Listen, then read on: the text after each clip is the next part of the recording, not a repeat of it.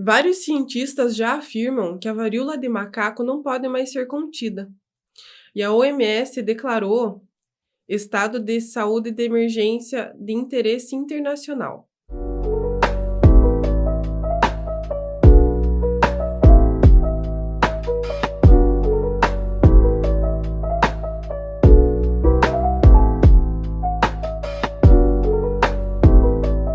Você está em risco? Quem tomou a vacina da varíola humana está protegido? Vamos entender hoje um pouco mais sobre essa doença e como se proteger dela. A varíola de macaco tomou uma proporção muito maior do que o esperado. E no dia 23 de julho de 2022, a OMS declarou emergência de saúde pública de interesse internacional. E o que isso quer dizer? Como essa doença é transmitida? Quais são os sintomas? E além dessas perguntas, quem é que precisa se preocupar? Bom, vamos lá. Primeiro de tudo, essa doença só tinha importância na África, porque era uma doença que estava contida nesse continente. Mas por que só agora está tomando proporção? Essa era uma doença que afetava até então somente populações da África. E todos os estudos que existiam eram feitos em pessoas da África. Além de tudo, essa doença afetava principalmente as crianças, porque as crianças tinham a imunidade mais baixa do que os adultos. E como a gente sabe, a África é um continente subdesenvolvido, ou seja, a higiene básica é quase escassa, né? Comida é muito pouco, ou seja, faltavam alimentos, faltava condições de higiene básica. Isso quer dizer que essas populações ficavam muito vulneráveis a qualquer tipo de doença. E as crianças ainda mais suscetíveis. Até então, a informação que a gente tinha sobre essa doença era febre, linfonodos inchados e depois formavam umas bolhas na pele do infectado. Essas bolhas começavam no tronco, esse é o tronco, e se espalhavam para o restante do corpo. Porém, agora o vírus está contaminando pessoas que são consideradas mais saudáveis. Além de nem todos os sintomas serem os mesmos. Muitos casos nem apresentam febre ou linfonodos inchados. Alguns casos somente surgem bolhas, outros casos surgem bolhas, por exemplo, somente no pé ou na mão, em determinados locais, não no corpo inteiro, como era o que havia acontecido até então. Inclusive, começou-se a formar bolhas nas regiões genitais. No ânus, começou a sair sangue. E isso não tem a ver somente com o vírus infectando pessoas saudáveis. Ele tem a ver com a nova forma de transmissão. Na África, a principal forma de transmissão era o contato próximo com pessoas infectadas ou o contato com animais infectados, além do uso de lençóis e equipamentos compartilhados com o infectado também. E essas continuam sendo as principais formas de transmissão, porém surgiu agora uma nova forma de contágio, que é através das relações sexuais. Muitas clínicas foram procuradas por pessoas achando que se tratava de uma doença sexualmente transmissível, né, de uma DST. Porém, quando as clínicas foram fazer testes e tudo mais, perceberam que não era uma DST, era a varíola do macaco. Isso, somado ao local onde estão aparecendo as bolhas, que seriam as áreas genitais, indica que está sendo transmitido a varíola do macaco por relações sexuais. E, gente, eu preciso falar isso, tá? A realidade é que a maior parte dos casos está acontecendo entre homens que têm relação com outros homens, cerca de 90% dos casos. E, por favor, não me entendam errado. A ciência, ela ainda não sabe por que isso está acontecendo. Pode ser que simplesmente os casos começaram a acontecer com pessoas dessa classe e se espalhou mais rapidamente do que em outras classes. Outra coisa que eu preciso explicar aqui é que a varíola do macaco não é exclusiva de homens e muito menos exclusiva de homens que fazem sexo com homens. Tá? A mulher pode pegar também, a criança pode pegar também e o idoso também pode acabar contraindo. Existem, inclusive, relatos de pessoas da mesma família que contraíram doença. Às vezes compartilharam ali um garfo, um copo. E isso se deve porque o vírus continua sendo transmitido daquelas primeiras formas que eu falei lá, né? Com o contato próximo com pessoas que tenham contraído a doença, não somente por relações sexuais. Inclusive, homens que fazem sexo com outros homens, estudos indicam que têm mais chance de contrair a doença.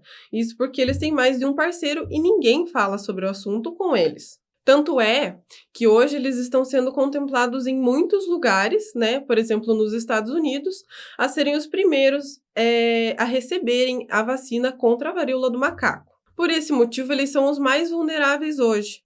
Só que a vacina não está sendo produzida em larga escala ainda, porque não tem como. E hoje eu venho falar sobre isso aqui porque é muito importante que você receba esse vídeo. Não importa se você é homossexual, se você é heterossexual, a varíola do macaco é uma realidade hoje para todo mundo, tá?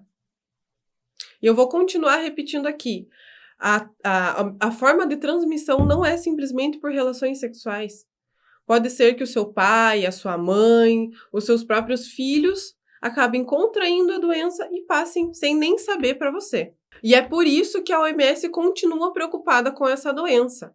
A forma de contágio começou a variar, né, porque o vírus acaba se mutando, né, ele muda também a forma de contágio, e muito provavelmente tem pessoas que estão infectadas e nem sabem. Além do mais, isso pode tomar uma proporção muito maior do que já tomou. Aí sim, é muito provável que todos acabem se tornando infectados. E aí os grupos de risco realmente têm risco, que são os idosos, as crianças e as gestantes.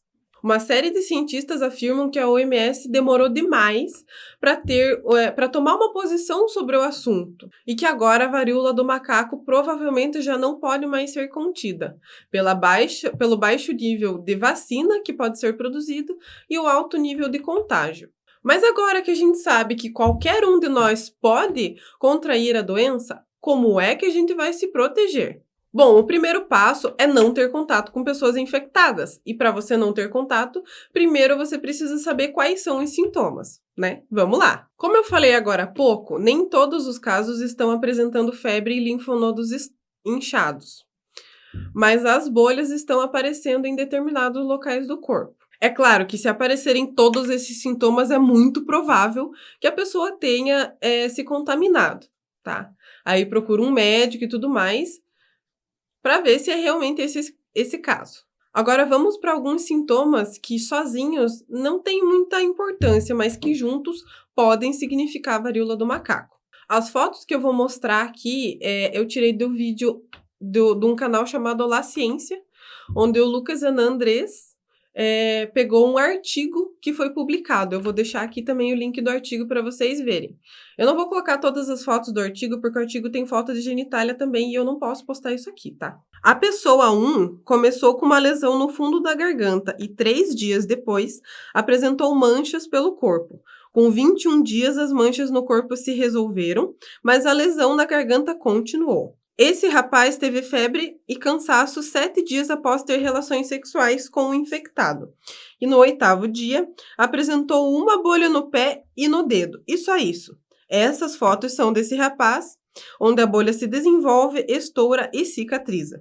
Outro homem, depois de 3 dias de contato sexual, desenvolveu febre, linfonodos inchados, cansaço e manchas na pele. Porém, só procurou um médico após o 8º dia dos sintomas.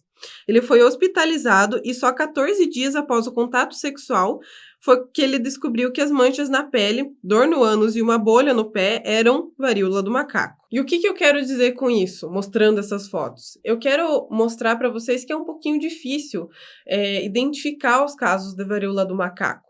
Por isso, talvez a OMS demorou tanto para tomar uma posição sobre o assunto. Por isso, é muito importante que você evite o contato próximo, inclusive sexual, com pessoas que você desconhece. E também evitar contato com pessoas que nos últimos dias tiveram febre, linfonodos inchados e que começaram a surgir manchas na pele. Linfonodos, para quem não sabe, são as glândulas que a gente tem no nosso corpo, tá? Um exemplo de linfonodo são as glândulas.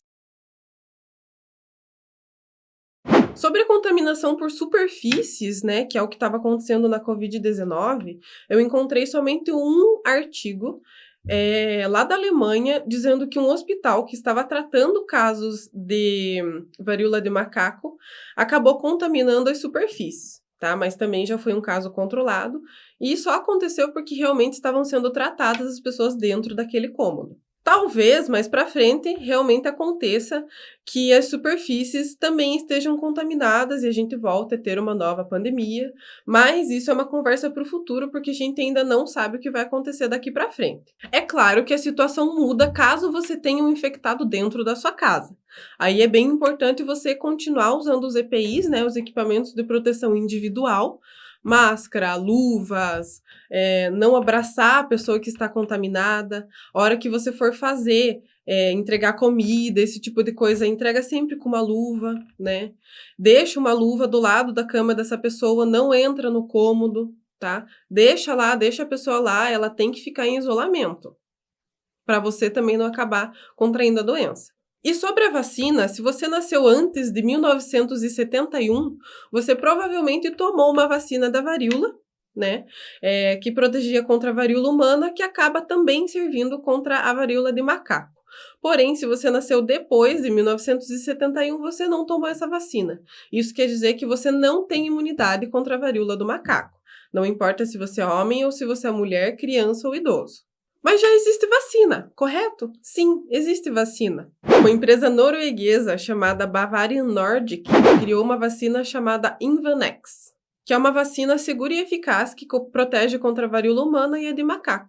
Porém, como ela é produzida só lá, não tem a produção em grande escala para fazer massas de vacinação, como foi feito com a Covid-19.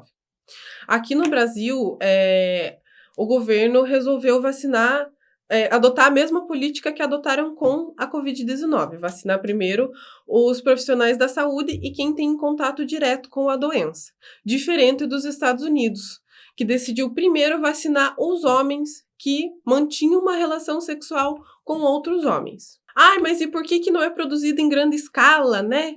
Olha, em 2013, a Imvanex já estava sendo cogitada pela Europa a ser produzida em grande escala. Em 2019, nos Estados Unidos, mas como é uma doença que veio da África, de um país pobre, não teve muita repercussão, né? Então, os governos lavaram as mãos e não fizeram nada. Ai, Érica, mas e não dá para produzir a vacina? Claro que dá, né? Hoje, agora, o pessoal resolveu começar a produzir, né? Os países decidiram que eles vão começar a produzir a vacina.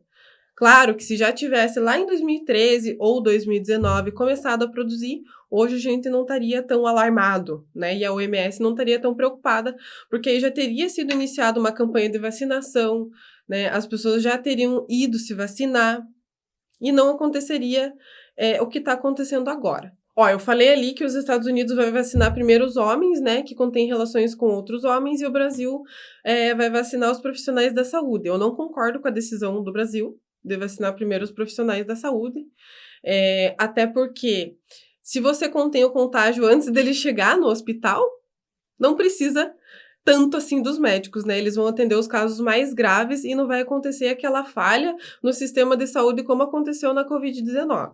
A gente já tem esse exemplo para seguir, né? E na época que estouraram os casos de AIDS, que era realmente uma DST, não foi feito o que era para ser feito, né? Não foi vacinado primeiro os homens que mantinham relações com outros homens, e aí virou um problema em grande escala, né? Então, a gente poderia não repetir novamente esse erro, né? Eu espero que o Brasil decida mudar de ideia até essas vacinas saírem realmente e eles decidam priorizar um outro grupo de pessoas que tem mais vulnerabilidade com os casos. É claro, gente, eu não estou dizendo, o profissional não tem que se vacinar. Claro que o profissional tem que se vacinar, sim. O profissional da saúde é um dos grupos de prioridade na vacinação, porque eles vão realmente estar na linha de frente, tal.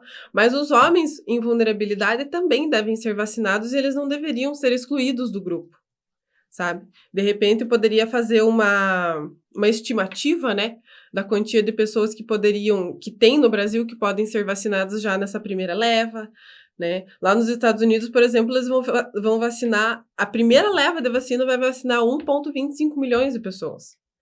Então, o Brasil poderia seguir esse exemplo e também fazer dessa forma. Quem sabe, né? Bom, gente, o vídeo ficou longo, eu acho que ficou bem longo, mas eu queria explicar tudo isso para vocês, tá? Porque a gente precisa que a informação se dissemine para que todo mundo tenha uma forma de prevenção e não aconteçam casos de morte ou casos agravados da situação, tá bom?